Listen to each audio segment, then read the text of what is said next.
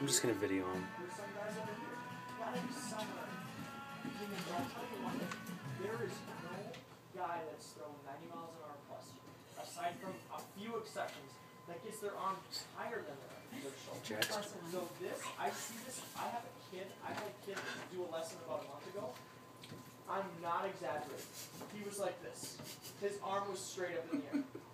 So the coach is saying, get your arm up. When you talk about getting It's going straight to YouTube. This is what we're trying to say. All I got is luck. This is where I have a huge problem with how we coach. Okay? So when Jake hits the ground, this is touch. This is play. Okay, so his elbow in the See if we can get a different angle here. Okay, if we hit the ground here with our hips turned, our arm is going to start whipping right now. So as our arm lays back, that's external rotation, right? So he's going to be able to release the ball as soon as his arm gets to his chest. So he's going to release the ball out in front of his foot, but because his arm started whipping right back here, he was able for it to go back and forward by the time he's down. No, go on. This is great. By the time time he got here,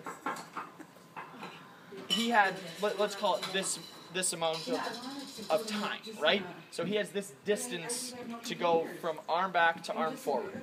Okay, so there's two different ways that kids can screw this up. So let's say I hit the ground here.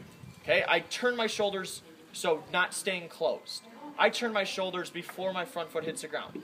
Two different things can happen. Either I decrease the distance for my arm to go back and forward, so my arm is doing the same exact motion in a shorter period of time, making it harder on my arm. Right. Potentially.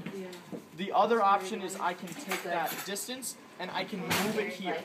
So when you see it, this is when I typically see coaches say, get your arm up, or, you know, get on top of the ball. It's because they hit here and their arm is getting into internal rotation, or the whipping forward out here.